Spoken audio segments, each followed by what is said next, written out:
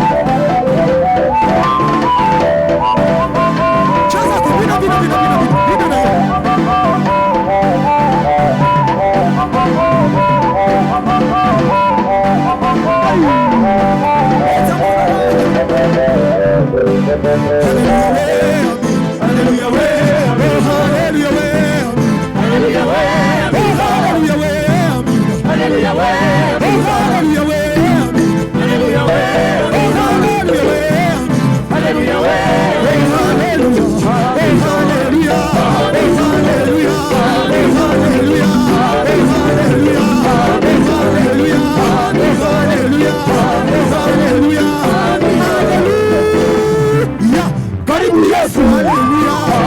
Hallelujah.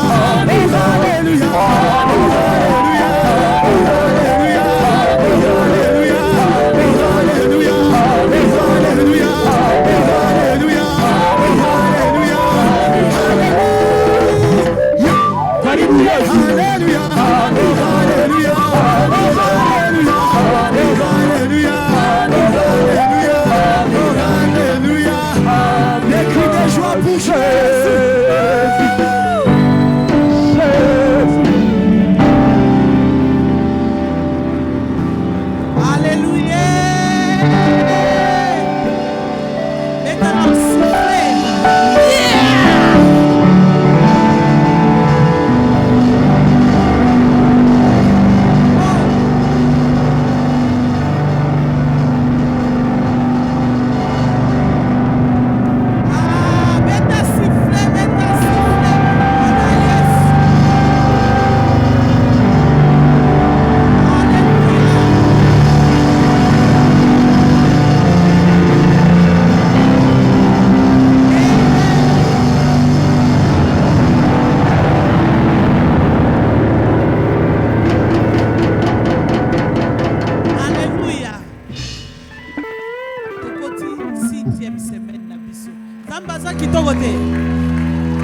Yebisa voisin oza molongi. Ambia jirani uko mshindi.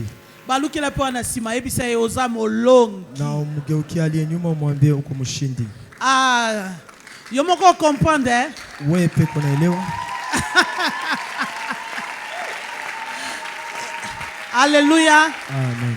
Ah, ce soir vraiment je suis dans la joie. Magharibi ya leo ninajaa na furaha. Tobongisa hii programu na Papa Esdras. Tulipanga hii mpangilio na Papa Esdras. Alléluia. Amen.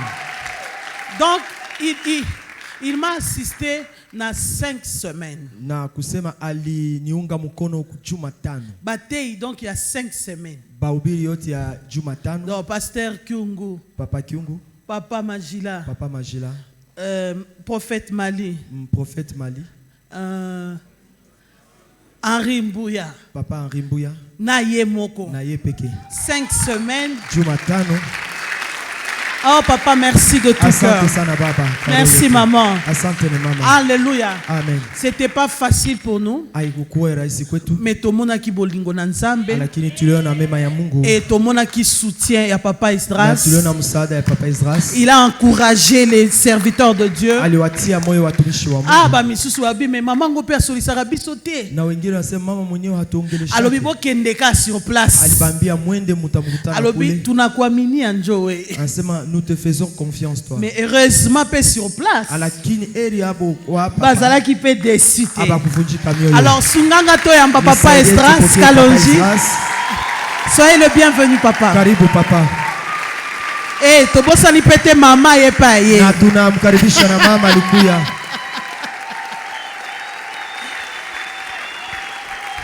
Bete la pe mama maboko makas. Makofi. Alléluia. Amen.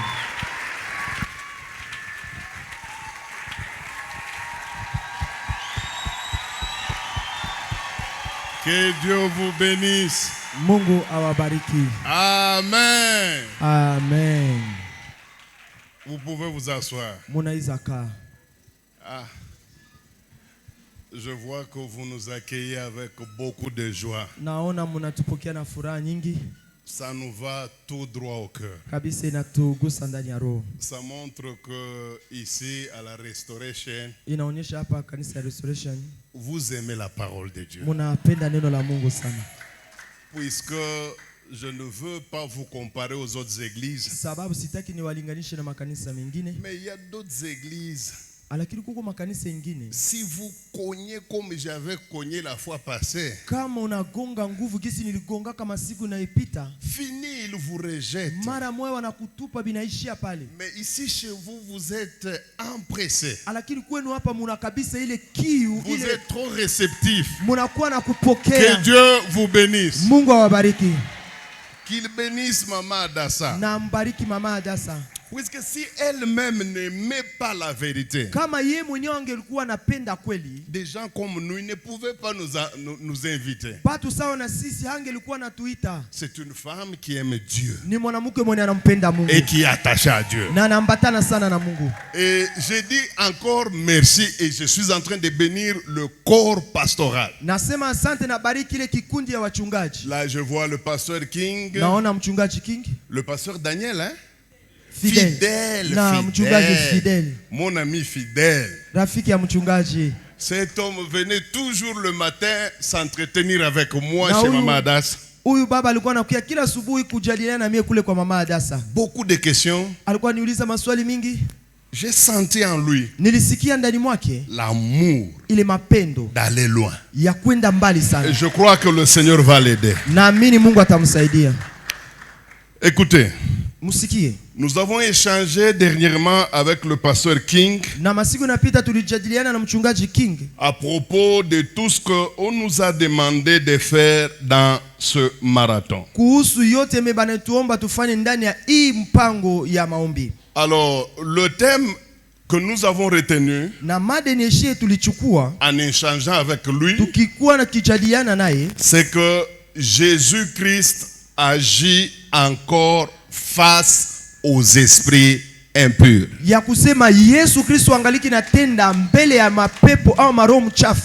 Si vous sortez d'ici et qu'on vous posait la question de savoir de quoi est-ce qu'il sera question cette semaine dans notre église RC, dites-leur, nous sommes en train d'examiner un thème très intéressant. Jésus agit encore face aux esprits impurs. J'espère que avant que nous ne puissions terminer ce séminaire, la grâce de Dieu va se manifester dans cette salle. Je demande à Jésus de Nazareth de ne pas permettre que je sois comme une sorte de marionnette pendant cet enseignement. Je demande à Jésus de tout mon cœur qu'il lâche son esprit pour que les enfants de Dieu qui sont dans cette salle obtiennent solution à leurs problèmes. Puisqu'il me semble que ces derniers temps, il n'y a pas de différence entre la prédication et le coaching que nous voyons sur le Facebook. De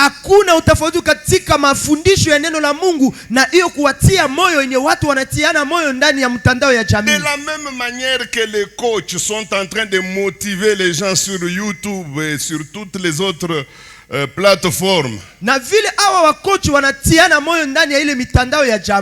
de la même manière que nous les pasteurs nous parlons. Et il arrive même que les coachs sont plus forts que les pasteurs. Un coach qui ne connaît pas Jésus, il est capable de changer la vie d'un autre malheureux comme lui. Mais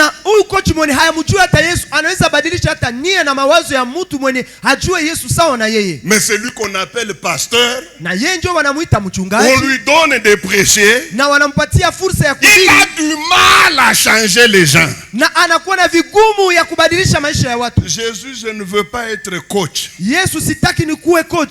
Fais de moi un prédicateur. Donne-moi le feu pour bombarder les cœurs des gens. Jésus-Christ agit encore face aux esprits mauvais. Na Yesu angaliki natenda paka siku za leo mbele ya mapepo mchafu. Nous aurons besoin de quelques lectures. Tutahitaji usomi fulani fulani. Alors qu'on nous donne Luc chapitre 3. Na hapo wanatupatia Luka sura 3. Verset 31 à 36. 31 paka 36. Luc chapitre 3. Luka sura yake ya 3. Verset 31 à 36. Mstari wa 31 paka 36. Est-ce que nous sommes dans Luc? Tuko ndani ya kitabu ya Luka. Est-ce que vous ne vous êtes pas trompé? Je, au yajidanganya nie waandishi? Attendez, peut-être c'est moi qui me suis trompé. Muniwe razi ni chunguze saa zingine et si c'est moi, je vais vous demander pardon. Na kama ni mimi ndio nilikosea kidogo ndawaomba msamaha. Puisque ce sont des choses que j'étais en train d'écrire. Sababu ni mambo nilikuwa nikiandika d'une manière rapide. Nilikuwa naiandika kwa haraka sana. Voilà. Le technicien a totalement raison. Na mwandishi kwa ubao kabisa yeye ana sheria. C'est moi qui me suis trompé. Ni mimi ndio nilisahau kidogo. Commençons d'abord avec Luc 5. Je corrige s'il vous plaît. Mina kosoa tunaanzia kwa Luka sura yake ya 5. Luc chapitre 5. Luka sura yake ya 5. Et nous prenons le 17e verset jusqu'au 19e. Tunasoma mstari wa 17 mpaka 19. Est-ce que on peut nous lire? Je, banaweza kutufanyia usomi?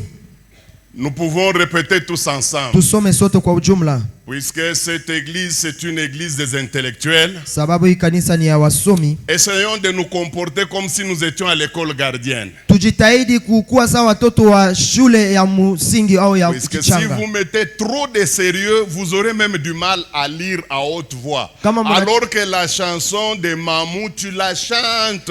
Bien que c'est très long, tu chantes jusqu'à la fin. Mais pour lire seulement ça, tu vas te faire sérieux pour rien. Na kama tunatia utaratibu utashinda kusoma kumbe nyimbo ya Mamuna imbaka mwanzo mpaka mwisho kumbe ni mrefu. Tusome. Un jour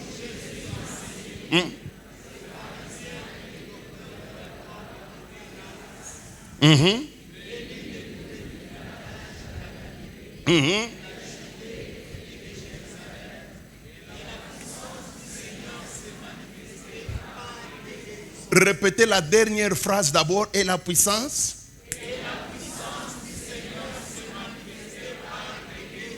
Allons au verset 18.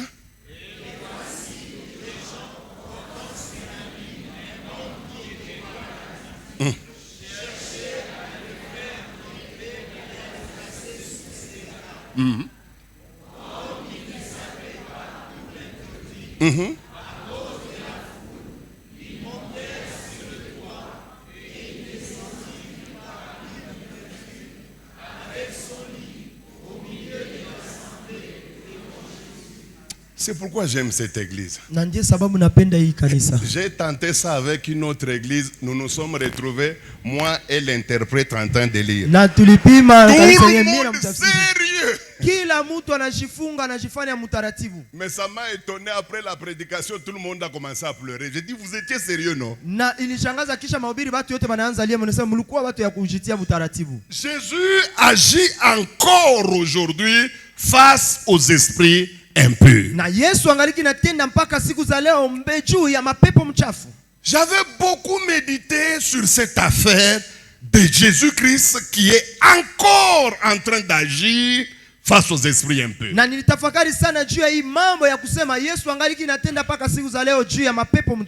Et si nous voulons comprendre aujourd'hui comment Jésus agit encore aujourd'hui face aux esprits mauvais, il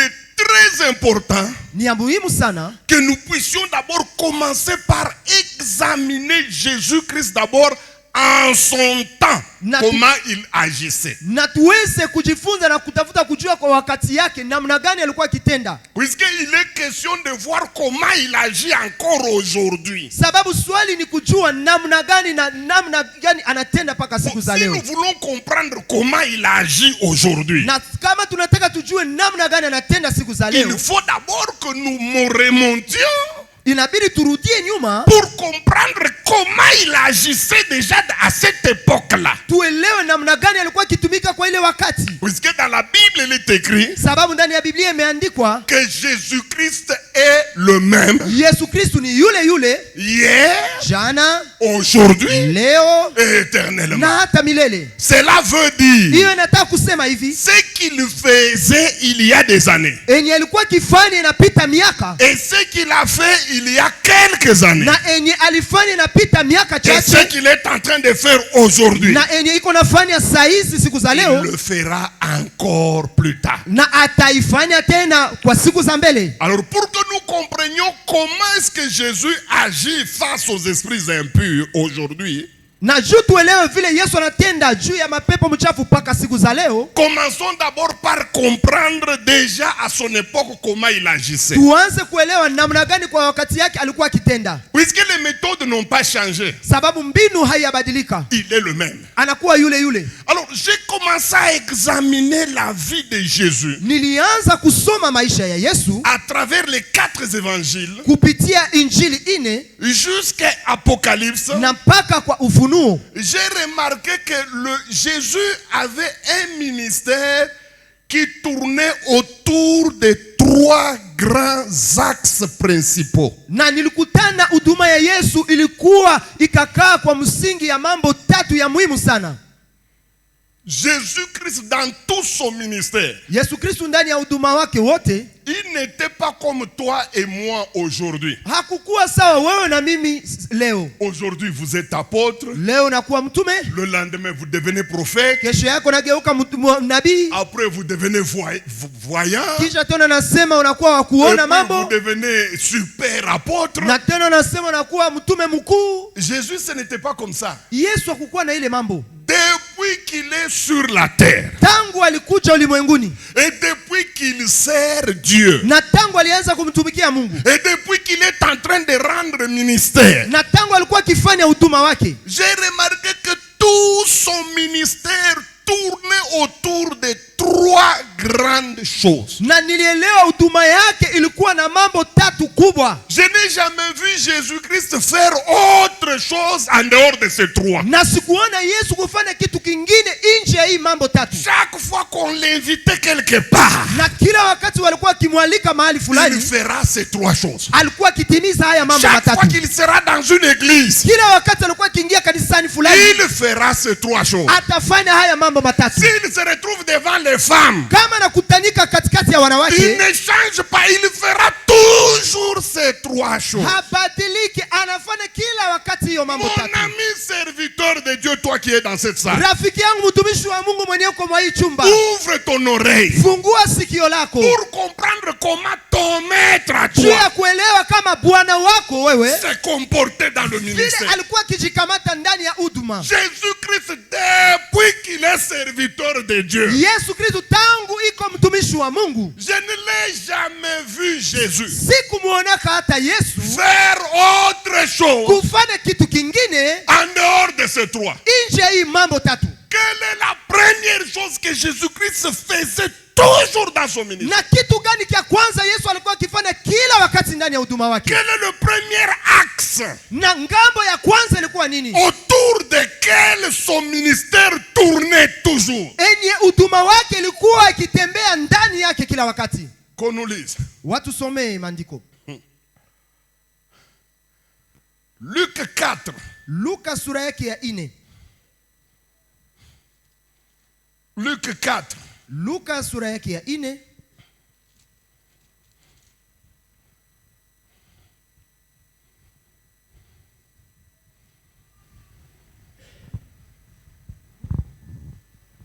Amen. Amen. Verset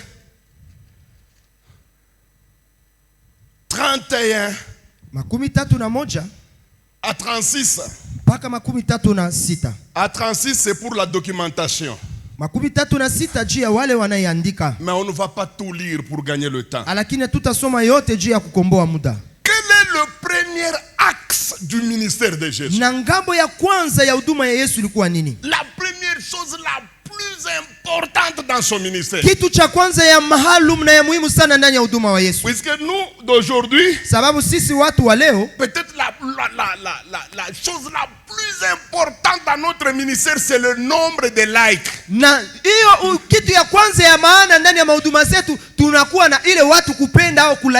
C'est comme ça que les gens sont en train de prêcher. Il a les yeux sur l'écran. Merci Maman Kabedi de m'encourager. Jésus-Christ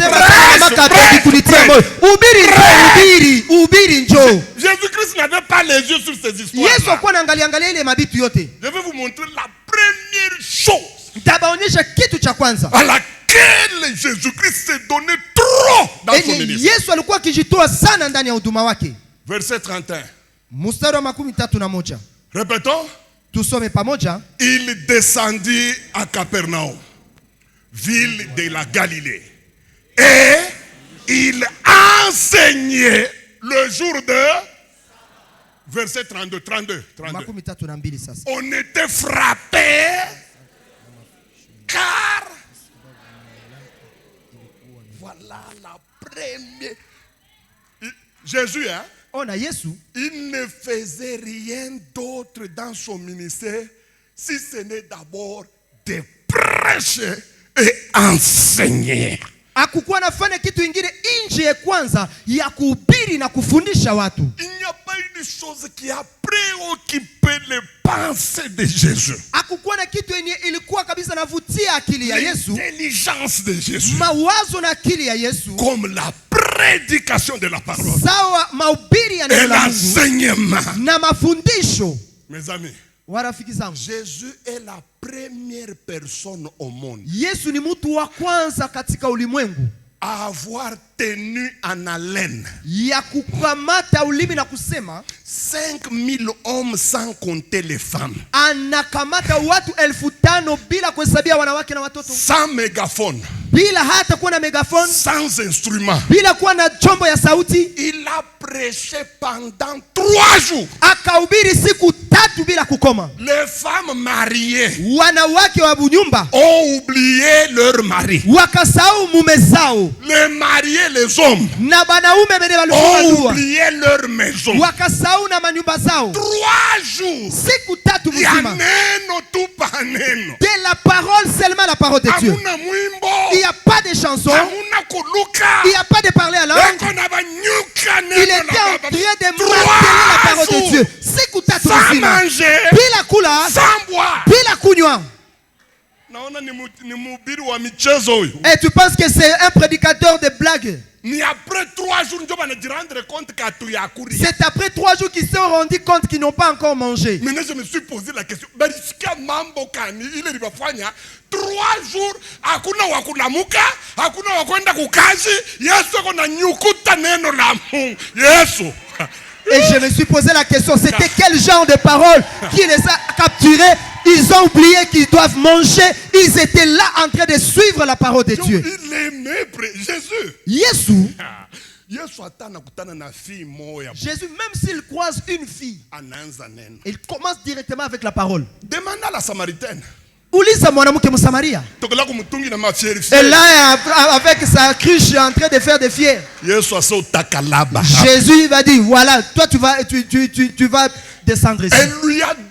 Il lui a dit des choses. Nakamwambia mambo. Au point où la femme kwa kiwango ni yule mwanamke est allée à la ville. Akaenda kwa mji. Elle a dit, venez voir celui qui m'a tout dit. Akasema muje muone yule mwenye ameniambia mambo yangu yote. Jésus aimait enseigner. Yesu alikuwa anapenda kufundisha. Ça c'est la première chose que Jésus-Christ faisait dans son ministère. Na hii ndio kitu cha kwanza Yesu alikuwa akifanya ndani ya huduma yake. Homme de Dieu. Mtumishi wa Mungu. Femme de Dieu. Mchakazi wa Mungu. Si vous voulez aller loin dans le ministère. Kama unataka uende mbali ndani ya huduma.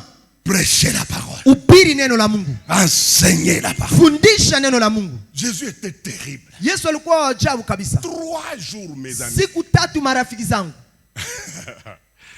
Ils n'ont pas mangé. Hawakukula. Ils n'ont pas quitté l'endroit. Hawakutoka mahali pale. Il a commencé à parler le matin. Alianza kusema tangu asubuhi. Il a continué la nuit. Akaendelesha usiku. Ce n'est pas pour rien. Na haiko kwa bure. Jésus était tellement fort en parole. Na Yesu alikuwa na uwezo sana kwa maneno. Qu'un jour, na kulikuwa na siku, on a envoyé des militaires. Wakatuma maaskari pour venir l'arrêter. Waje wakamkamata wakamfunga. En soi, ils sont venus pour l'arrêter. Kwa kweli walikuja juu wamfunge. Ils arrivent. Hein? Wakafika. Au lieu de l'arrêter. L'un d'eux leur dit, attendons qu'il termine à prêcher. Erreur grave. Ils se sont mis dans la foule. Et Jésus a commencé à parler. Je ne sais pas ce qu'il avait dit ce jour-là. C'était tellement fort que quand il a terminé à prêcher, ils se sont regardés. Ils se sont dit, mon ami, qu'est-ce qu'on va faire? Papa Touroudi. Mon cher, qu'on rentre. Une telle personne, comment on va l'arrêter? Ils arrivent au bureau. Les pharisiens disent, mais où est cet homme? Il dit, chef, nous n'avons pas pris. Il dit, vous êtes des fous. Chef, toi tu dis parce que tu es là. Va là-bas. Jamais homme n'a parlé comme ce garçon. Vous parlez ici, vous êtes assis au bureau. Si vous êtes fort, vous aussi allez-y. Tellement tasema bintu bizuri mama bomo mkatikati ya bantu anashika amwa kwa mama yake ya Yesu analia heureuse le mamele qui t'ont allaité. Yes, na iya ni mama mwenye alisikia kama maneno ya Mungu ikamugusa paka kasikia hamu akue mama yake na Yesu anasema heri hiyo majiba ili kunyonyeshaka. Jésus était capable. Yesu alikuwa na uwezo. Tu as un enfant tok là. Uko na mtoto mwenye kichwa yendeke mzuri. Ule mtoto mwenye anakupita akili. Tu le prends. Unamkamata. Tu dis toi ndembe na kashike Yesu mtoto ageuke kichwa nguvu kinapita. On dit qu'on aille qu'il écoute Jésus parce que cet enfant il est tête dure. Unakuwa mu intention ya ugeuze mtoto. Toi tu as l'intention de changer l'enfant. Afu mbele ya Yesu. Et maintenant devant Jésus, atemikaburia nawe mama na il va te toucher et tu vas oublier que c'est toi qui as amené l'enfant là-bas. Et c'est alors que tu as vu les apôtres en train de suivre Jésus. Un type comme Paul. Et Mutusa Paulo. Il entre dans la synagogue. Akaingia mu synagogue. Tout à fait au hasard. Na akaingia tu kwa mshituko hivi. Il entre dans la synagogue. Akaingia ndani ya chumba. Mes amis. Marafiki zangu. Leur culte avance. Ibada yao inaendelea. Ils arrivent vers la fin là. Wakafika karibu mwisho. Ils commettent l'erreur. Wakafanya kosa. En disant frère. Wakasema ndugu. Vous avez quelque chose à ajouter? Uko na neno ya kuongezea? Paul a dit oui. Paulo anasema ndio. La Bible dit, il prit la parole. Et il prolongea son discours jusqu'au petit matin. Il y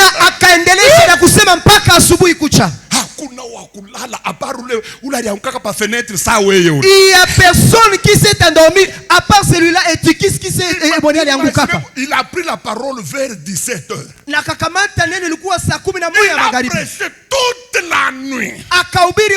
Il n'y avait pas d'ennui. Vous savez, ce sont ces prédicateurs-là que nous n'avons plus.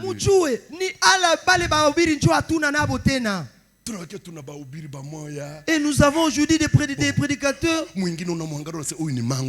L'autre, tu le regardes, celui-ci c'est un mangobo ou c'est qui? Siseme kuchekesha kote ni kubaya. Me banduku Mungu tu anakuleta manafsi bantu beko pale bakaba bandumba bakukokoka. Wewe uanze tu kubachezesha tu, unabachekesha, unasikia na ndumbe unasema mimi nangu mimi napendaka kama freka songwe kono biribine kalaka. Papa ahubiri huku nacheza. Toi Jésus tafunda kuhubiri. Jésus t'amène des hommes pour que tu prêches. Toi tu le fais rigoler, tu le fais blaguer. Les jours où tu apprendras à prêcher, les âmes des gens vont changer. Apprends-moi à prêcher. Bwana unifundishe kuhubiri. Aujourd'hui nous jouons avec la prédication. Leo tunacheza na mahubiri ya neno la Mungu. La prédication, ça devient une chose. Je ne suis pas contre les déclarations, c'est bien. Ça. Même Jésus-Christ faisait des déclarations. Mais nous devons prêcher la parole. Moi, je suis convaincu que si tous les prédicateurs mettaient du sérieux dans la prédication, il y aurait beaucoup de transformations. Moi, je connais quelqu'un qui m'a prêché pendant 30 minutes. Mais sa prédication a fait 5 ans dans mon cœur. Un certain Yohan. Il y a des gens qui prêchent. D'abord, il se tient debout. Et comme il venait du côté de l'Est, il avait un Swahili bora. Il dit, si jahanza kuhubiri, tafuta mfano ya kuikala. Kwa sababu utawaka leo. Je n'ai pas encore commencé à prêcher. Cherche ta position parce que ça va chauffer aujourd'hui. Il dit, regarde cet homme de Bukavu ici, cet aventurier. Mais bien aimé, il a commencé à prêcher. Au bout de 20 minutes, 15 minutes, j'ai entendu mon propre pasteur commencer à pleurer. Jésus, aie pitié de moi. Et il répond, tais-toi. Tu n'as pas encore pleuré, tu vas pleurer. Je me suis dit, est-ce qu'il y a des gens comme ça sur la terre? Bien aimé, vous savez que dans 30 minutes, l'église était par terre. On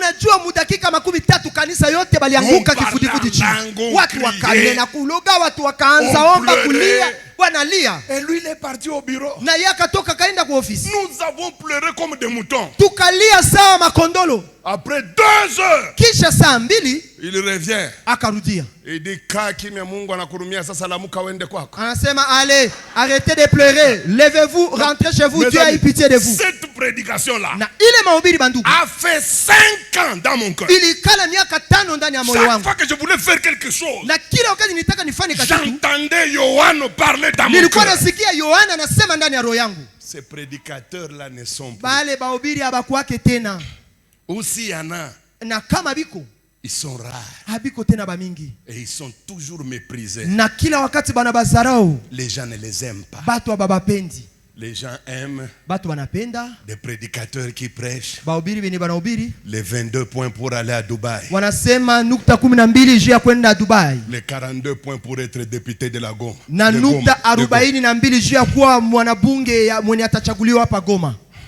Ça, les gens aiment. Deuxième axe autour desquels tournait le ministère de Jésus.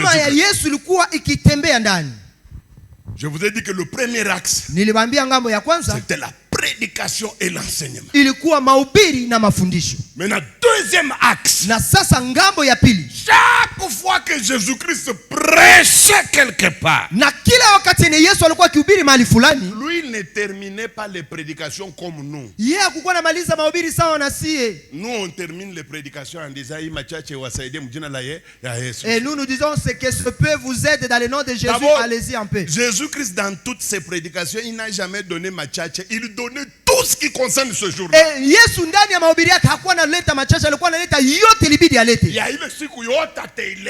tout ce qu'il devait donner pour ces jours-là, il les donnait. Tout de suite après avoir prêché, il passait à la deuxième chose. Quelle était cette deuxième chose? Qu'on nous lise un peu. Luc 4, 42 à 44.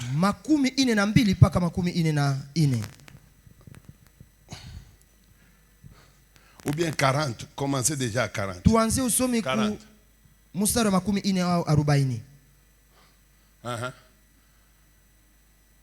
Après le coucher du soleil, tous ceux qui avaient des malades atteints et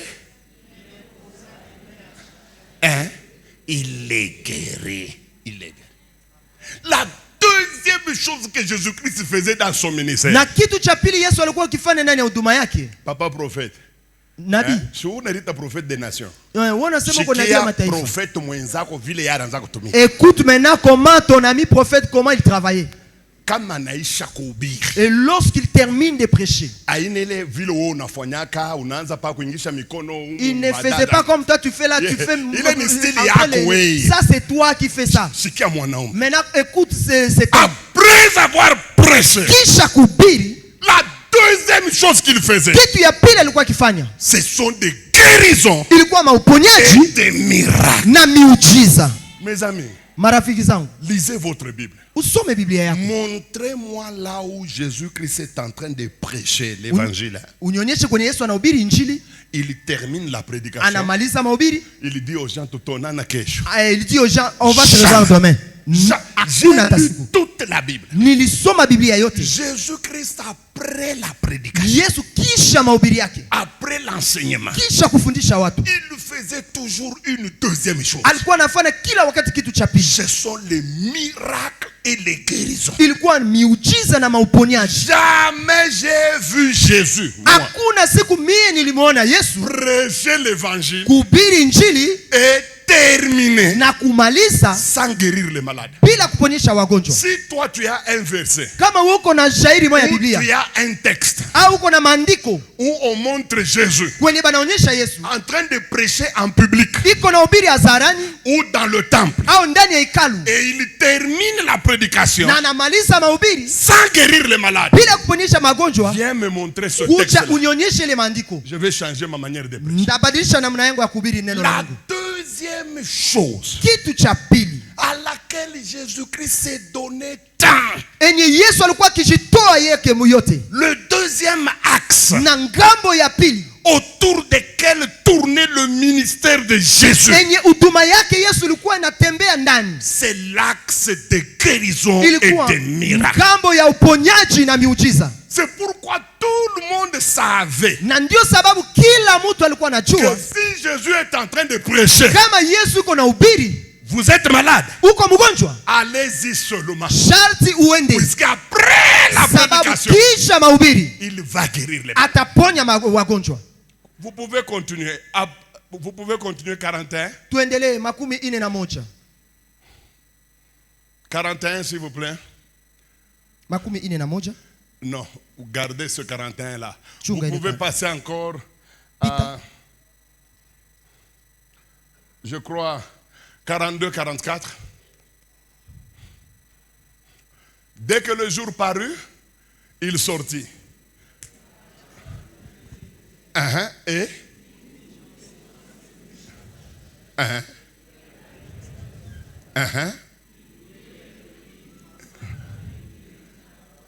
43. Il faut répéter, il faut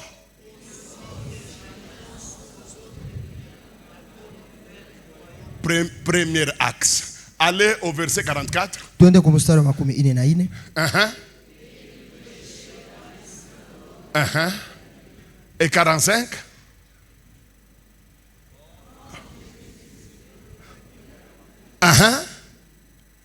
Continuez 45. Endelesha. Et la foule s'est pressée autour de lui pour entendre. Et puis, continuez de.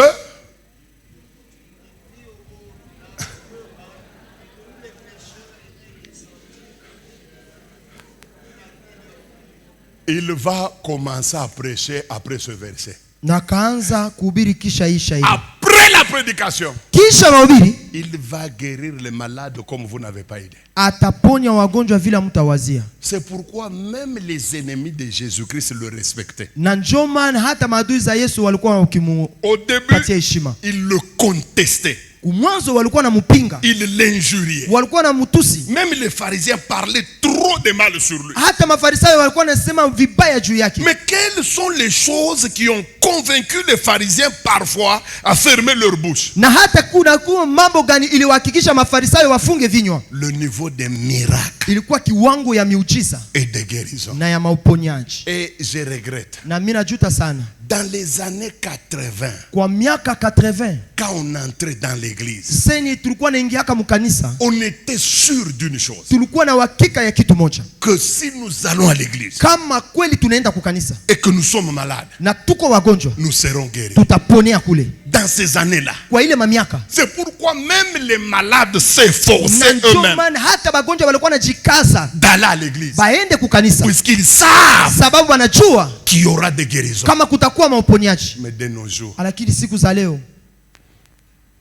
quand quelqu'un a le sida, qu'est-ce qu'on dit dans l'église? Tu me préparer, tu es quoi, baba? Qu'on le prépare pour qu'il aille se reposer auprès du Père. L'église a un nouveau ministère de la préparation à la mort. On parle trop des miracles. Ça c'est à la bouche. Mais on n'en voit pas. On n'en voit pas.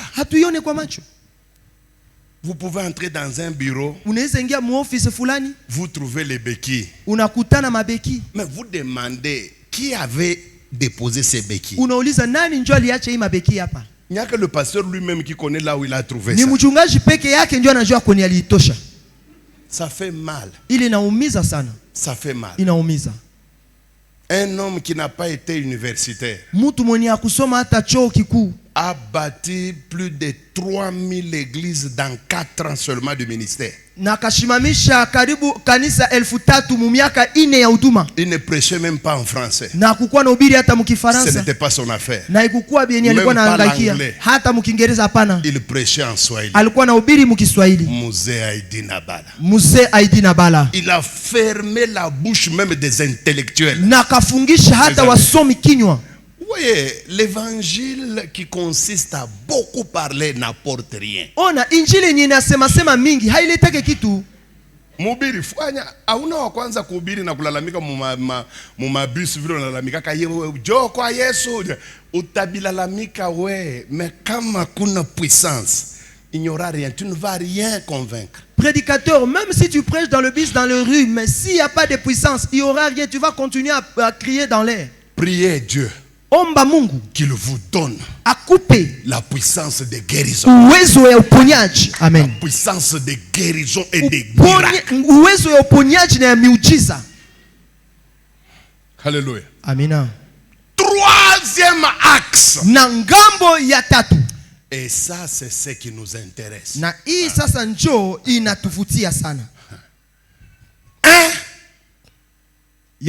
C'était la prédication et l'enseignement. 2. Son ministère tournait autour des guérisons et des miracles. 3. Ah, ça, c'est la chose la plus aimée par Jésus. Après la prédication, la chose qu'il aimait beaucoup faire dans son ministère. C'est vrai, il aimait apporter de l'aide aux malheureux. Il visitait les orphelins. Il consolait les veuves. Mais il y a une chose qu'il aimait beaucoup. À part la prédication et l'enseignement. La troisième chose que Jésus-Christ faisait toujours dans son ministère.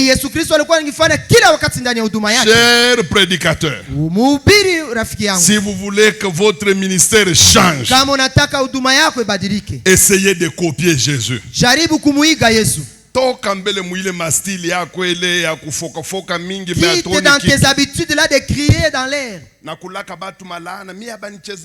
puis de maudire les gens, ne pas de moi. Moi, si quelqu'un se joue de moi, il va mourir. Est-ce que Dieu nous frappe à cause de toi vraiment? Est-ce qu'il n'y a pas un jour que tu vas nous faire du bien ou nous guérir? Écoutez, qu'est-ce qu'il faisait? En troisième position. Luc chapitre 4. Versets 43 à 44. Allons-y.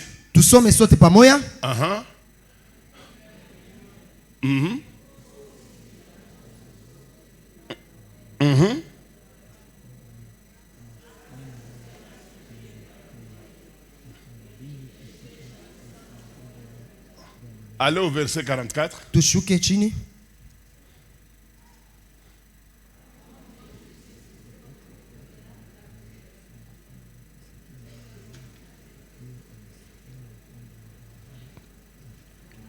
Vous êtes maintenant fatigué. Écoutez. Nous sommes dans Luc chapitre 4. Aussi 35 à 36. Tutasoma tena 35 mpaka 36. Batusome na pale.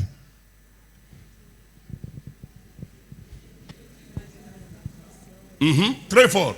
Msome kwa sauti. Commençons ensemble. Tuanzie pamoja, tusome kwa sauti. 1, 2, 3. Jésus le menaça. Et le démon le jeta au milieu de l'assemblée et sortit de lui sans lui faire aucun mal.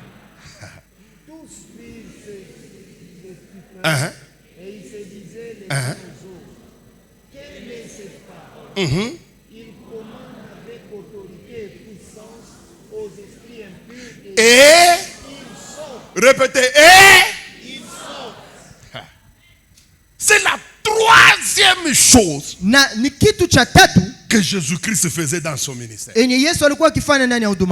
Vous savez, quand j'étais jeune prédicateur,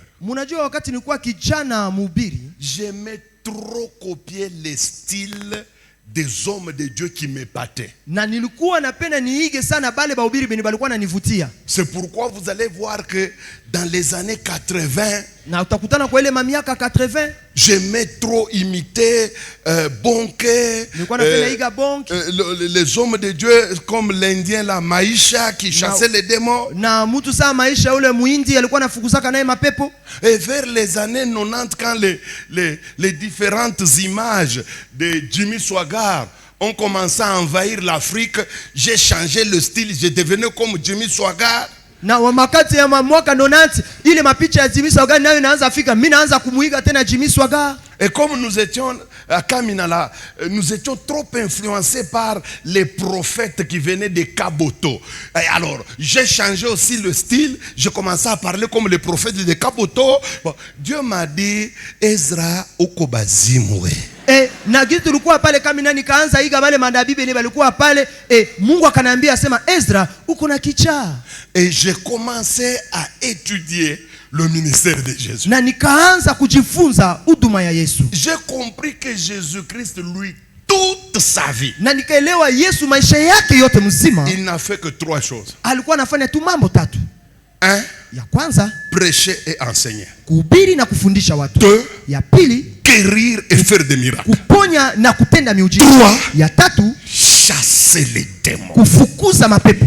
Non. Apana. Vous savez que depuis que le monde est monde, munajua tangu dunia iko dunia, jamais il y a eu quelqu'un qui a chassé des démons comme Jésus. Hakuna siku mtu mwenye alifukuza mapepo alimfikia ka Yesu. Il était tellement fort dans ce domaine. Alikuwa na nguvu sana ndani ya hiyo kazi. Au point les gens se posaient la question d'où lui viennent cette force et cette autorité. Na mpaka kwa kiwango watu wanajiuliza anatosha hii uwezo na mamlaka wapi? Ils ont compris que ce n'est pas normal. Un homme normal ne peut pas faire des choses comme ce garçon. Wakaelewa kama haiko kitu ya kawaida, mtu wa kawaida hawezi kufanya mambo sawa ukiana. Et écoutez ce qui me frappe. Sasa musikie kitu inanigusa mie. J'ai vu Jésus Yesu abandonner certains malades, kuacha wagonjwa fulani fulani sans les guérir. Bila kuwaponyesha. Ce n'est pas d'une manière généralisée. Na haiko kwa ujumla hapana. Mais il y a certains malades qui ont rencontré Jésus. Jésus n'a pas voulu les guérir. La Bible dit qu'il est arrivé quelque part. Il a trouvé de l'incrédulité. La Bible dit il s'étonna. Et il ne fit aucun miracle.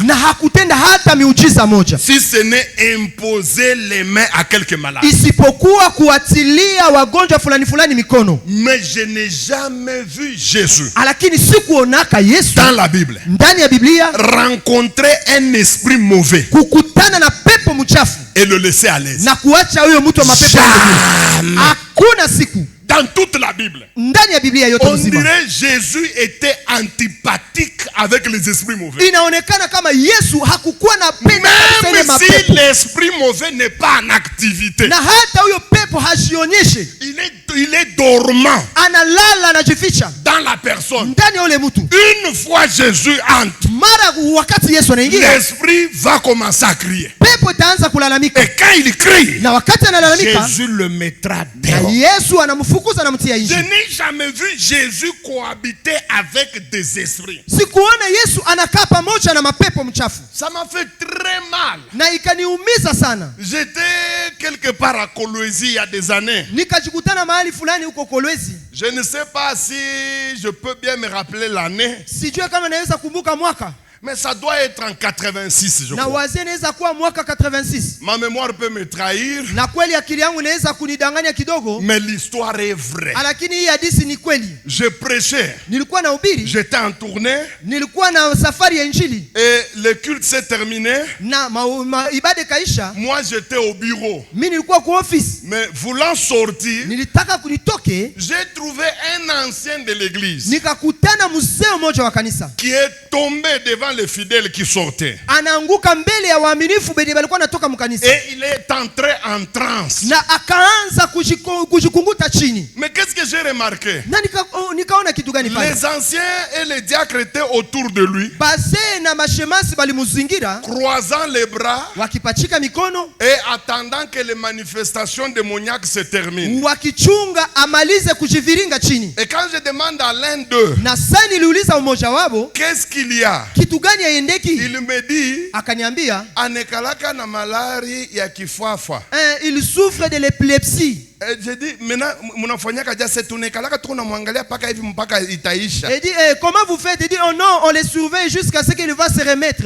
Et je voyais sa femme qui était assise là. Ce qui est marrant et ce qui est dérangeant, c'est que pendant ces transes là, l'ancien va mouiller les habits.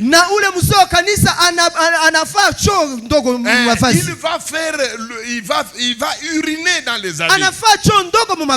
Au su et au vu de tout le monde. Et l'église était là en train d'attendre que Njoeville anafanyaka. Et l'église était là, c'est comme ça qu'il ça m'a révolté. Je me suis senti humilié comment le diable ridiculise un ancien de l'église. Il urine dans les habits devant les femmes. Je n'ai pas supporté ça. J'ai mis ma Bible de côté. J'ai pris mon courage. J'ai commencé à chasser les démons. À ma grande surprise, les démons ont réagi. Ils ont commencé à répondre à mes ordres. Et j'ai chassé ces démons-là. L'ancien a crié Minenda. Il était devenu comme mort. Il ne bougeait pas. Moi-même, je commençais à trembler. Il ne bougeait pas en tout cas. Et il respirait petitement. Quelque chose m'a dit qu'on lui donne à boire. Je dis à sa femme d'apporter de l'eau. On lui a fait boire. L'ancien s'est réveillé. Et il m'a dit,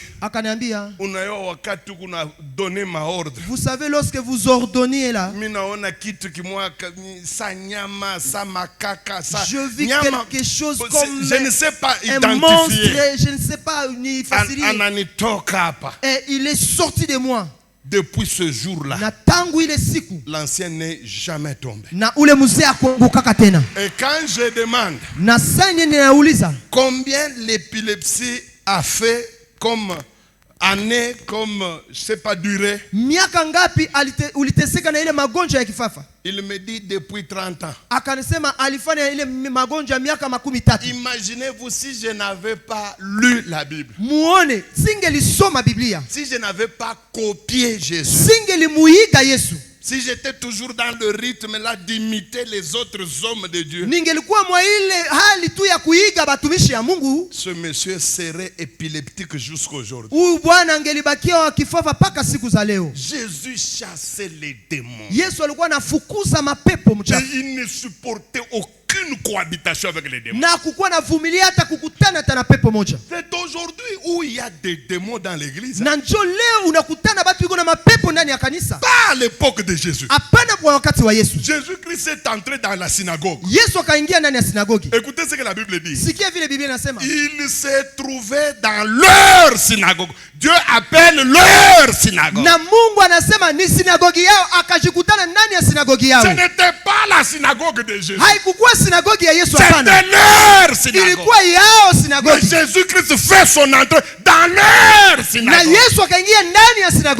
Il est sûr qu'il était dans leur synagogue. Et ce jour-là, ce n'était plus leur synagogue. C'était devenu la synagogue de Jésus.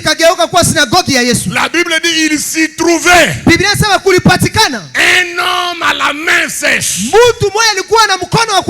Jésus-Christ n'était pas prédicateur ce jour-là. Jésus-Christ n'était pas officiant ce jour-là. Rien que sa présence. La Bible dit les démons ont commencé à crier. Qu'y a-t-il entre toi et nous? Jésus était connu des démons. Et vous savez, pour être un vrai homme de Dieu, un vrai homme de Dieu, Dieu le présente toujours à ces trois organisations.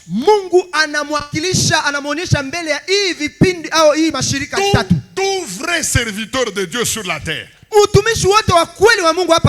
Dieu a l'habitude de le prendre et de le présenter à ces trois entités. Première entité à laquelle Jésus-Christ, Dieu doit te présenter. Vous savez que la Bible dit il a été présenté aux anges et prêché dans le monde. Un homme de Dieu véritable. Les anges de Dieu doivent le connaître. Puisque Dieu a l'habitude de présenter tout homme, toute femme de Dieu d'abord aux anges. Ça c'est la première chose. Deuxième chose, Dieu doit te présenter aux hommes. Regardez quand Jésus-Christ est descendu dans le monde. Qu'est-ce que Jean-Baptiste a dit? Voici l'agneau de Dieu qui ôte le péché. Écoutez, Dieu ne s'était pas limité à ça. Le jour où on a baptisé Jésus, Dieu l'a présenté aux hommes. Il a parlé avec une grosse voix. Celui-ci est mon fils bien-aimé, en qui j'ai mis toute mon affection. Écoutez. Et la troisième entité à laquelle Jésus-Christ doit te présenter si tu es vrai pasteur, tu es vrai prophète. Oui, maman prophétesse ou amubirere. Toi, maman prophétesse de Birere qui est en ces lieux. Avec tes habitudes là de verser de l'eau sur les gens. Que Dieu te pardonne d'abord. Si tu étais vraiment la vraie prophétesse, là où le Seigneur Dieu va te présenter, il va te présenter devant les démons. Il faudrait que les démons te connaissent. Regarde les enfants de Séva. Les gens que Dieu ne connaît même pas. Le ciel ne les connaît pas. Les démons ne les connaissent pas. Ils veulent chasser les démons. Au nom de Jésus que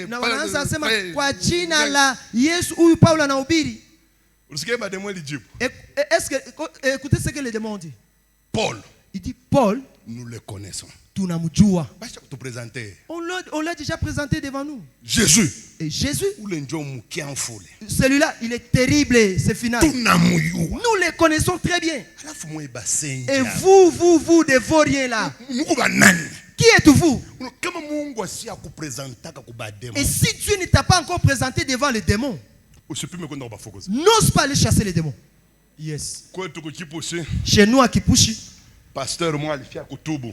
Un pasteur, il fait catcheur, il s'est converti. Il est venu, il a donné ses gris-gris.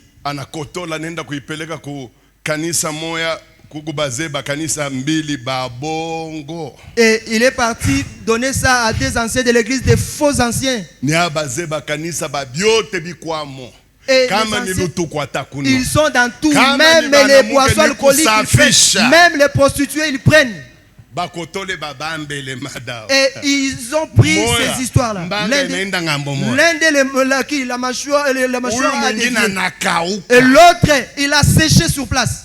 Et c'est son épouse qui est venue m'appeler. J'ai dit, vous m'insultez dans votre église, non? Papa, oublie ça d'abord, viens nous aider. Et j'ai trouvé le vieux, la mâchoire à côté. Quelle honte.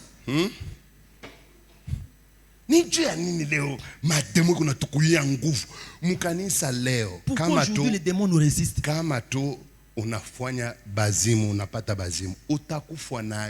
Aujourd'hui, si tu deviens fou aujourd'hui, tu vas mourir avec ta folie parce qu'il n'y a personne qui va te délivrer, qui va te sauver de ça. On va comme oh non, gêne 5 jours. Vous gênez, lui il mange. Et pourtant la Bible dit c'est celui qui va chasser les démons, c'est à lui de gêner. Pourquoi les démons ont des problèmes? Ils nous dominent aujourd'hui. Et puis, à la difficulté. Les démons ont c'est tout. Et les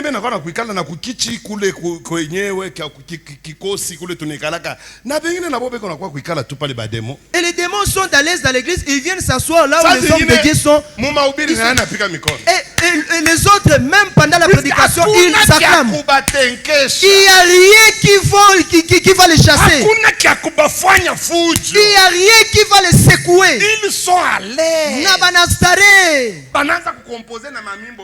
Et ils composent même les chansons, ils nous donnent ça et nous chantons. Et nous chantons ça et puis nous sillons.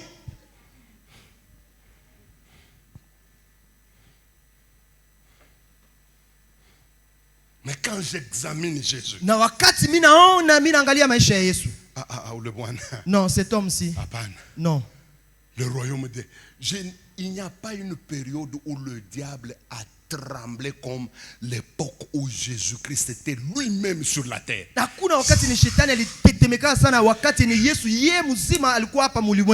royaume des ténèbres a bougé. La Bible dit, si ils n'eussent connu le Seigneur, ils ne pouvaient pas crucifier Christ. Donc à un certain moment, le diable ne savait pas s'il fallait le tuer ou il fallait le laisser vivant. Il était dans le problème. Alors je me suis posé la question. Pourquoi Jésus chassait tant les démons? Juu ya nini Yesu alikuwa anafukuza sana mapepo? Parce que lui ne fait jamais quelque chose au hasard. Sababu yeye hakukuwa anafanya vitu kwa bure tu. Et c'est pourquoi je tente dans mon ministère de le copier. Na njoo maana niko najaribu ndani ya huduma yangu ni muige tu. Je me donne trop à la prédication. Mimi najitoa sana kwa mahubiri. Trop à l'enseignement. Mimi najitoa sana kwa mafundisho. Et je me donne trop à la guérison et au miracle. Najitoa sana kwa uponyaji wa wagonjwa na miujiza. C'est vrai que ce n'est pas encore au niveau des apôtres. Kweli haiyafikia kiwango ya wamitume. Mais lakini mon vœu, haja ya roho yangu avant commentaire, mbele nisikiwe que je bouge le monde du côté de guérison. Nitingize dunia ngambo ya uponyaji na miujiza. Non.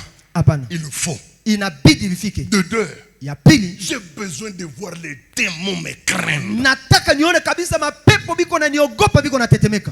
Hapana ba démons mie mhubiri mjuma wa Mungu. Non, les démons moi les prédicateurs de la parole de Dieu. Les démons se permettent. Na kwa kunipangusha kuna mshwa. Ils viennent même m'essuyer avec le mouchoir. Tellement mishi abana na boka na mie ata.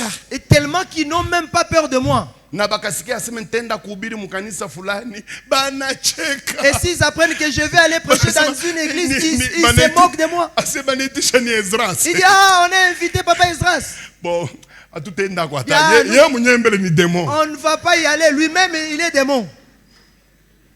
Vous savez, il y a des gens ici. Satan n'a même pas besoin de le suivre parce que lui-même il est Satan. Et même comment il parle, comment il se comporte, tu vois vraiment que c'est vraiment l'insensé. Le diable n'a pas besoin de perdre l'énergie en te poursuivre.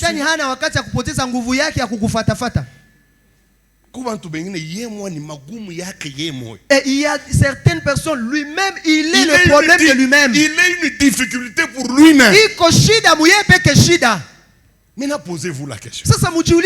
Pourquoi votre Jésus, que vous aimez beaucoup, il chassait trop les démons? Mais aujourd'hui, ça n'existe presque pas dans les églises. Dans les églises, il y a des tombées. Ce n'est pas là. Écoutez, moi, je parle de chasser les démons. Je ne parle pas de tomber. Tomber, bon, edingo mwenye na fanya kama tombe malanga. Edingo yo na pika pake pop stade mujime na anguka. Yeah. Ile ni matombe. Binezi kwa bia Mungu, binezi kwa bia mashetani. Mais moi, je parle ya mpepo kwa muntu. Muntu kwa majimu. Muntu eko na mpepo mwana mwingia na ikala mu matrice ashizalaki. Wewe ufika useme pepo toka, anatoka mu matrice mtoto anaingia. Njoo ile mimi unaita hapa chasser les démons. Papa ne dit pas oh tomber dans l'église parce que tout le monde peut faire tomber tout le monde, mais il parle de chasser les démons. Quelqu'un a des problèmes même de stérilité, on chasse les démons et puis il conçoit. Les tombées sont partout dans les églises. Mais je parle de chasser les démons. Et vous savez, ça m'étonne. Jésus a mis le fait de chasser les démons dans la catégorie des miracles. Il a dit ceci: voici les miracles qui vont accompagner tout celui qui va se convertir. À mon nom. À mon nom. Ils chasseront les démons. Regardez que chasser le démon est mis en première position. Selon Jésus, ça devait être l'activité la plus régulière. Mais aujourd'hui, quand vous chassez les démons, on vous trouve étrange. On vous trouve extraordinaire. Vous devenez spécial. Et pourtant, dans la Bible, Jésus-Christ avait promis à tout celui qui va se convertir. Je vais vous dire la raison. Écoutez. Il y a trois raisons principales pour lesquelles Jésus-Christ chassait tant les démons. Un, ce sont les ennemis premiers de l'église. Yes. Les amis, Bandugu yangu. Moi ça m'étonne Mimi inanishangazaka. quand je vois des chrétiens qui considèrent que leur malheur c'est telle tribu. Et les Congolais sont comme ça. Nous souffrons à cause de tel. Est-ce que ton sida là, ce sont les autres qui t'ont donné ça? Toi-même tu allais le chercher dans le bar. Et maintenant la tribu là, est-ce que c'est la tribu là qui t'avait donné le sida? Il y a des fous. Il y a vraiment batu benibi kuna kicha.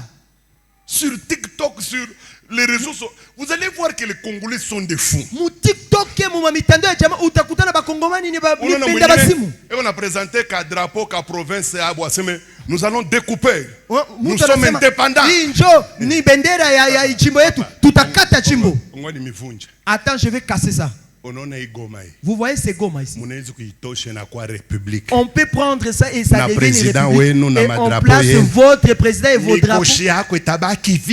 Tes malchances là, ça va rester intact. Vous rêvez.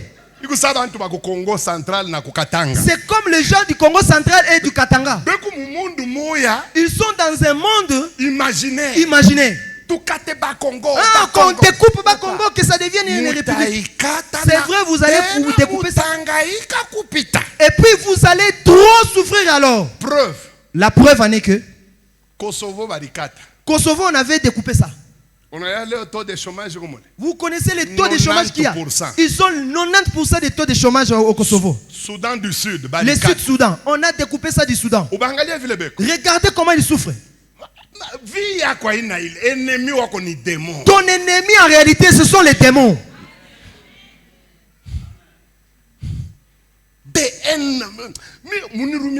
Excusez-moi, pardonnez-moi. Excusez-moi pour ça. Ce n'est pas de se vanter. J'ai du mal à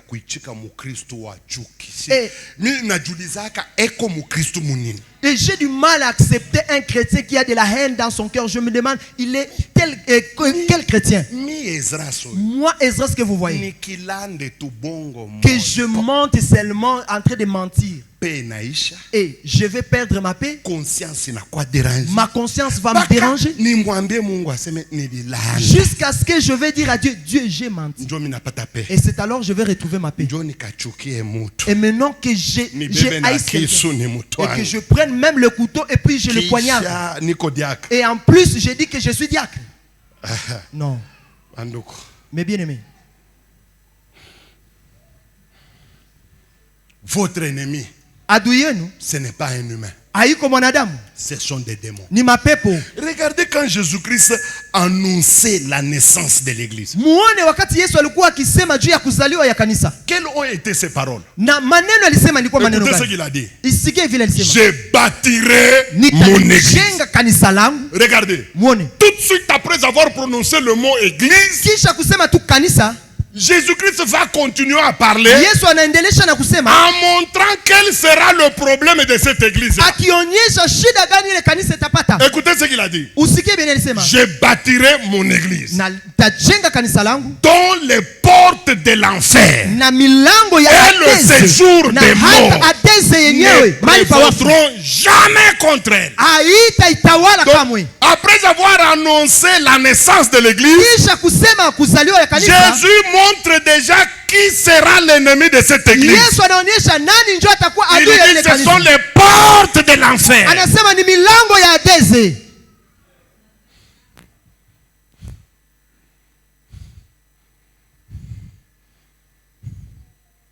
C'est vrai. Tout homme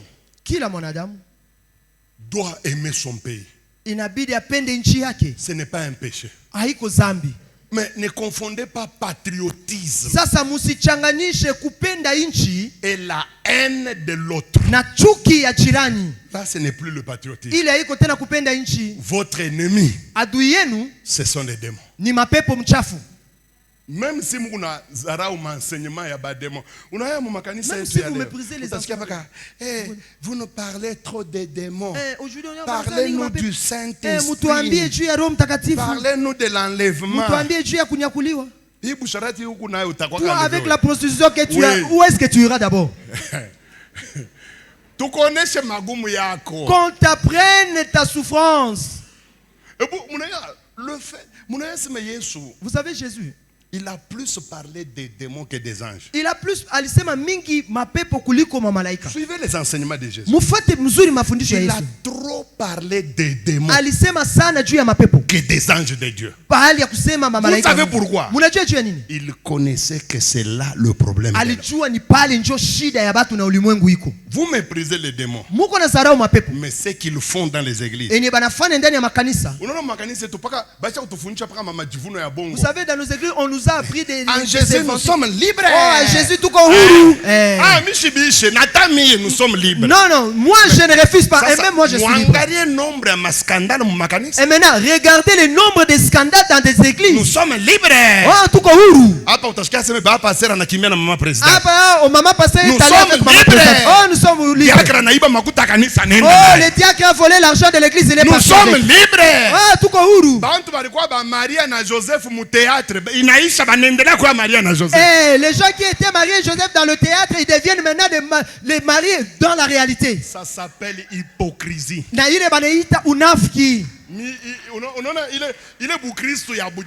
Vous savez, cette chrétienté-là de malice. C'est ce que j'ai dit à Dieu. Je refuse cette vie chrétienne-là. Et je refuse ça de tout mon cœur. Être pasteur là comme un gang. Tu regardes maman Mimi, elle n'est pas là. Je refuse ce genre de vie. Je refuse ça. Je refuse carrément. Moi, je vais regarder Dieu dans les yeux et lui me regarder. Je vais le jour où j'entrerai au ciel. J'entrerai pas tête courbée. J'entrerai tête haute. On est en train de se regarder les yeux dans les yeux. Et si le Père va m'embrasser, je vais lui dire, il y a tant d'années, j'ai voulu te voir. Aujourd'hui, je t'ai vu. Et cette histoire-là d'être un pasteur, le pasteur tribaliste, pasteur avec des réunions nocturnes, pasteur qui suit les sœurs derrière. Père, je refuse d'être ce genre de pasteur. Je refuse carrément. Même si tout le monde y allait, moi là, garde-moi, Seigneur Dieu. Tu écoutes comment moi je veux marcher avec Dieu. Et toi aussi prends cette décision-là. Il va t'aider. Il a le pouvoir et la force de nous donner. Il y a pile. Pourquoi il chassait les démons? Ce n'est pas seulement puisque ce sont les ennemis. C'est puisque 80% des problèmes que nous avons viennent des démons.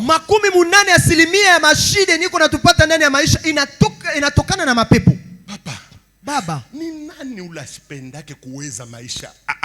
Qui est celui-là qui n'a jamais souhaité gagner la vie aisément? Tous nous voulons bien.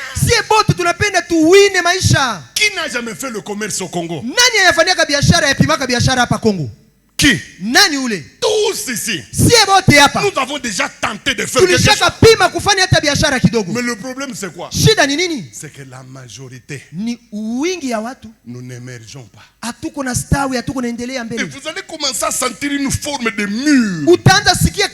babazi na kusimamia mbele ya maisha. Inexplicable. Hautaweza ifasiria. Vous pouvez bien commencer. Ulianza mzuri pole pole. $500. $500. $1000. De 3000. 3000. À partir de 4. Sasa tunaanza fikisha 1000. Il y a des problèmes inexplicables. Kuko mashine inaanza mwangika hautaielewa. Les véhicules ont des problèmes. Na les magari inaanza haribika, batoto banaanza Madame l'électrocuté. Bibi anapigwa na umeme. Vous partez de $4000. Unatoka mwa ile $1000 à 200. Paka unashuka mu 200 ya quand vous arrivez à 200, sasa unafikisha 200 njo tous les événements s'arrêtent. Ile mashida yote na koma na shimama. Et vous croyez que c'est un hasard? Na munawaza tu ni bitu tu inafika kubure hivi. Kweli tu. Toi là, avec ta beauté que tu as là, avec tes jolis joues que tu as là, et avec les et ce n'est pas pour aller exposer ça sur le Facebook. Tu es seul dans ta chambre, tu commences à pleurer, tu te dis pourquoi je ne me marie pas, pourquoi on ne me marie pas. Les démons existent, frère. Qu'on ne vous trompe pas. Et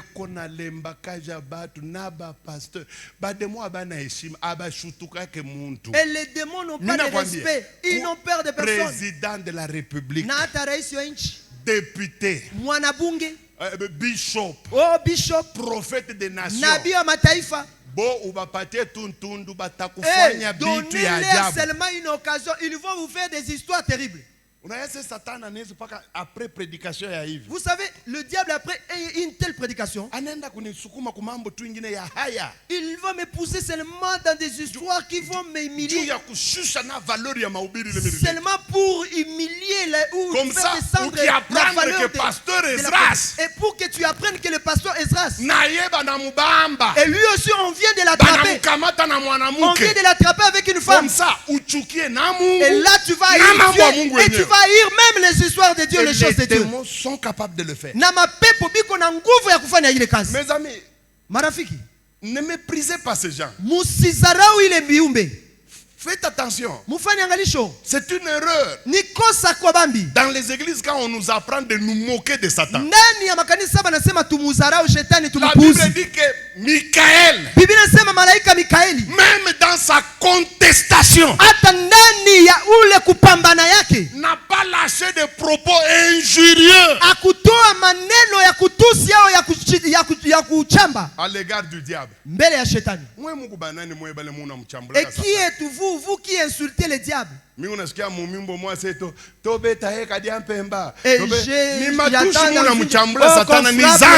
ça c'est un péché, ce sont des chansons qui contiennent le péché. Et faites attention avec les chansons qui insultent Satan parce que ce ne sont pas les chansons de Dieu. Et la Bible nous interdit d'insulter ces gens-là ou ces créatures-là. Et directement tu te mets sous leur puissance. Si les démons ne sont pas là, et s'ils ne font rien, et pourquoi il y a trop de scandales dans l'église du Seigneur? Pourquoi il y a des divisions dans l'église? Pourquoi il y a des haines dans l'église? Et si réellement il n'y a pas de démons, pourquoi il y a des empoisonnements dans l'église? Et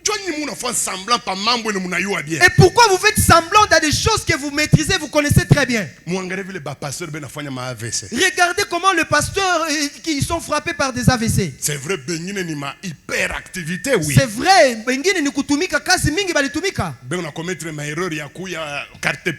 et ils commettent des erreurs de se faire comme des caterpillars.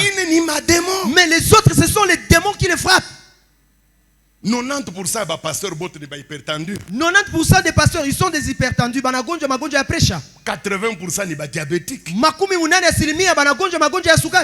Ma problème inapita. Mashide napita batu. Mtoto wa kwanza banamupa mimba. La première fille, on l'a engrossée. Baba yake yene wa masentete. Et son père lui se sanctifie. Batoto bachafu. Les enfants ils sont très sales dans la maison. Mama. La maman maintenant. Elle parle trop, elle est là trop pour parler. Et directement tu vas voir le ministère du pasteur être englouti. Et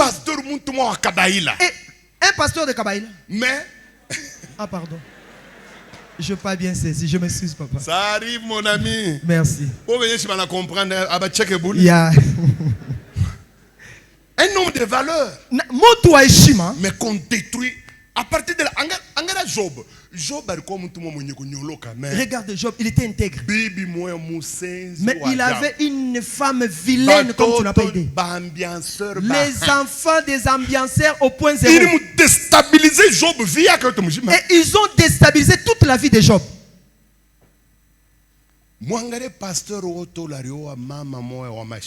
Regardez tout pasteur qui s'est marié avec une femme qui a des démons. Même si le pasteur avait l'onction. Et les démons là qui se trouvent dans sa femme, ça va absorber toute l'onction qui était dans le pasteur. Et chez nous, il y a un pasteur qui s'est pendu à la toilette. Et il a écrit une lettre. Il dit, je suis fatigué de cette femme. Et les gens ont frappé la femme du pasteur à la morgue au point de la tuer. Pourquoi le pasteur est arrivé au point de se pendre et de se donner la mort? À cause de sa femme, maman pasteur. On vient pour le chercher pour des dettes à l'église. Et jusqu'au point où le ministère du papa a été englouti. Et la troisième des choses, c'est ça, la dernière même. Jésus sait que sans lui, aucun homme ne peut tenir devant les démons. Amen. Je vous dis, papa, tous les pasteurs du monde entier, sans Jésus, aucun d'eux ne peut vaincre même un petit démon. Je veux vous dire une chose. Tous les démons ont une force supérieure sur l'homme. Même le tout dernier des démons, ou le démon à l'école maternelle, ces démons-là de l'école maternelle, il est puissant plus que même tous les prophètes que nous voyons ici sur terre. C'est pourquoi Jésus intervient toujours. Il sait que si je les laisse seuls, ils vont mourir. Alors nous allons un peu prier. Je vous en supplie. Je suis très faible. Priez pour moi. Pour que Dieu me donne la force physique. Puisque s'il me donne la force physique, je peux être capable d'enseigner et le matin et le soir. Pourquoi? Puisque matière tout parce que la matière que nous allons apprendre, aujourd'hui nous avons juste fait l'introduction. Et même demain je vais frapper très fort. Et tu seras très content. Et nous allons causer de certaines choses. Peut-être que ça sera pour toi la première fois d'écouter ces histoires. Mais notre but sera que tous les démons qui te combattent puissent tomber. Amen. Amen. C'est pourquoi nous allons un peu chanter. Tenons-nous debout.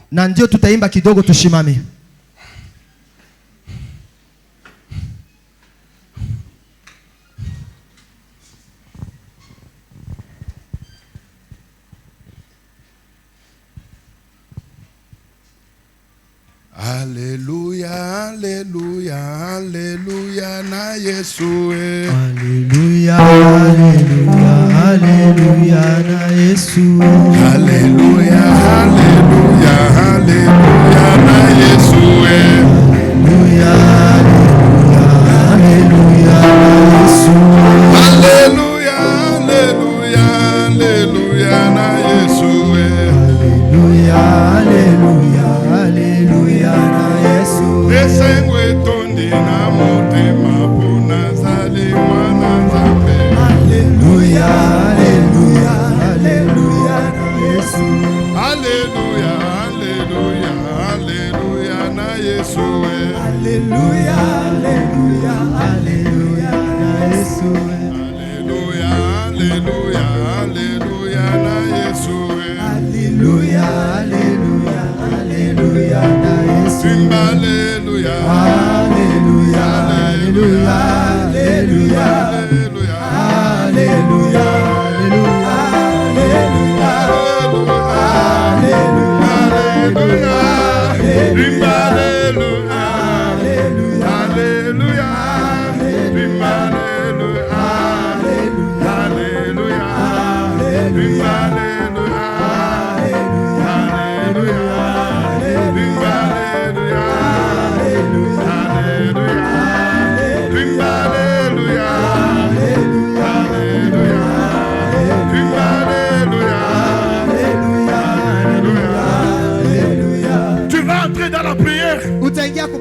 Tu vas dire au Seigneur, Seigneur, ne permets pas que le pasteur Esdras rentre au Katanga sans que les démons de ma vie puissent fuir.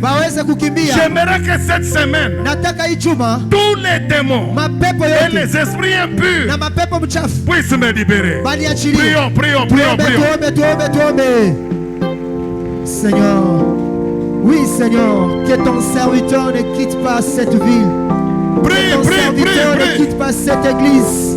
Qu'il rentre au Katanga sans que les démons, les esprits impurs de ma vie, les esprits impurs de ma famille ne puissent me lâcher, ne puissent me quitter au nom de Jésus. Yahweh, délivre-moi au travers de cet enseignement. Par la puissance que tu as déposée dans la vie de ton serviteur, je vais connaître la délivrance, je vais connaître la liberté, que les démons me lâchent, que les puissances impures me lâchent, que les esprits qui me bloquent me lâchent, que les esprits qui me combattent me lâchent au nom de Jésus, qu'ils tombent au nom de Jésus, qu'ils tombent au nom de Jésus, qu'ils tombent au nom de Jésus. Fais-moi grâce, Jésus. Fais-moi grâce, Seigneur. Fais-moi grâce, Seigneur, cette semaine. Je vais voir ta main. Je vais voir ta main. Je vais voir ta main, Jésus. Je vais voir ta main, Dieu. Visite-moi, Jésus. Délivre-moi, Jésus, cette semaine. Je vais voir la délivrance. Je vais voir la délivrance. Que les démons me lâchent. Que les puissances de la famille qui me bloquent, qui me combattent, me lâchent au nom de Jésus. Par la puissance de ta parole, à travers la présence de ton serviteur, Papa Esdras en ces lieux. Seigneur, visite ma vie. Seigneur, sauve-moi. Seigneur, aide ma vie, Seigneur. Dans le nom de Jésus, viens mon secours. Viens mon secours. Viens mon secours, Jésus. Sauve-moi, Seigneur. Visite ma vie, Dieu. Dans le nom de Jésus. Dans le nom de Jésus. Dans le nom de Jésus. Alléluia. Amen. Nous allons lever les mains. Tosenga au secours et pas ensemble.